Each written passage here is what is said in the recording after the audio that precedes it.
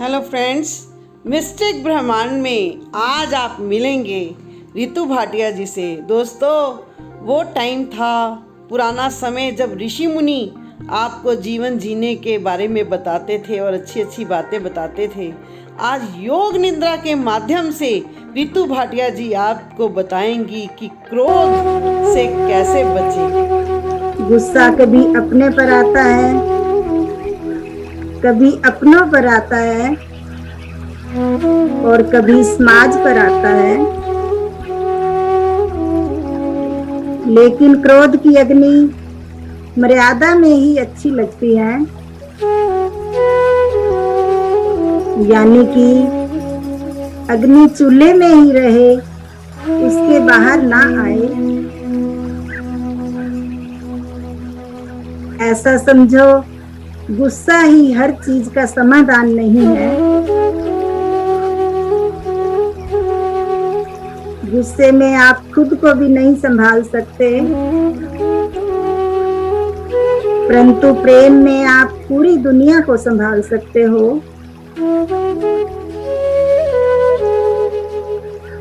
यदि आप हमेशा गुस्सा और शिकायत करते हैं तो मान कर चलो कि लोगों के पास आपके लिए समय ही नहीं है।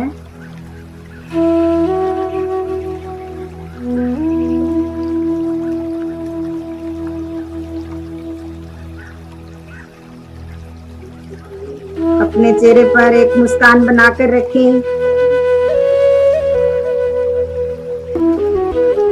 यहाँ से चलते हुए सीधी माथे के बीचों बीच आएगी। त्योरियां चढ़ने लग जाती हैं, माथे पर बल पड़ने लग जाते हैं। माथे पर आते ही फिर गुस्सा आईब्रो पर आता है।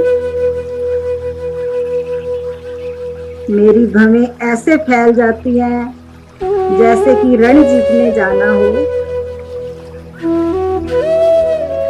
अगर यहाँ पर भी क्रोध नहीं रुका तो आंखें लाल हो जाती हैं। वहां से फिर नाक पर आ जाता है। कहते हुए सुना होगा कि इसका गुस्सा तो नाक पर बैठा है। जिसका गुस्सा नाक पर चढ़ा हो, ऐसे व्यक्ति को बोलते हैं तुनक मिजाज। ऐसे व्यक्ति बात बात पर गुस्सा करते हैं, फिर गुस्से से उनके नथुने फूलने लग जाते हैं। जैसे ही नथुने फूल गए, अगर यहाँ पर भी रोक सकते हो तो रोक लो, बड़ी अच्छी बात है।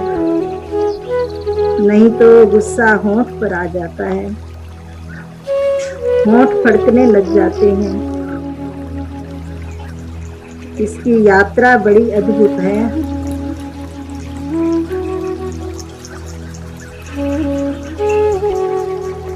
होंठ के बाद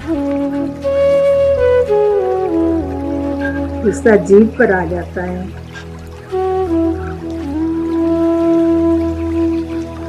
आदमी जीभ से अपने दांतों को काटने लग जाता है, दांतों से जीभ को काटने लग जाता है, दांत पीसने लग जाता है।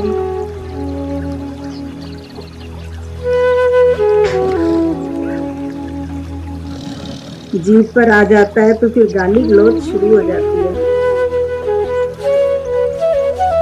फिर भी कंट्रोल ना हुआ तो फिर गले पर आ जाता है।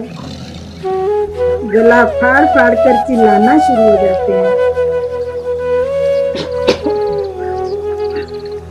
बड़ा कमाल का है क्रोध, कहाँ से शुरू होता है और कहाँ पहुंचता है। जब गला फाड़ता है तो कंधों पर आ जाता है, अपनी बाहें चढ़ाने लग जाता है कि आ तुझे मैं देखता हूँ।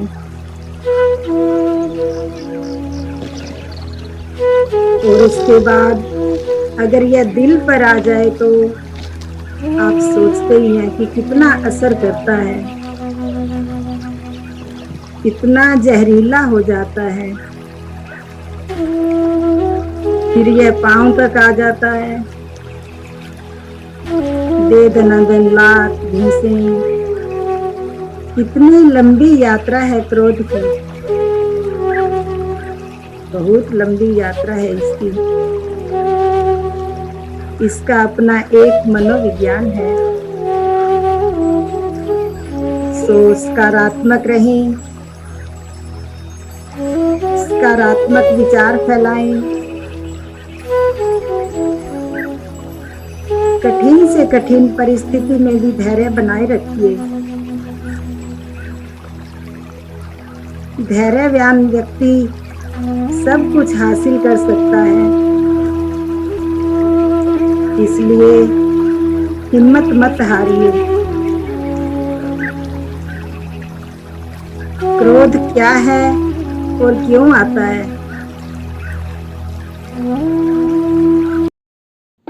ये हम जानेंगे अगले पार्ट में। तो दोस्तों देखते रहिए मिस्टिक ब्रह्मांड। थैंक यू, धन्यवाद।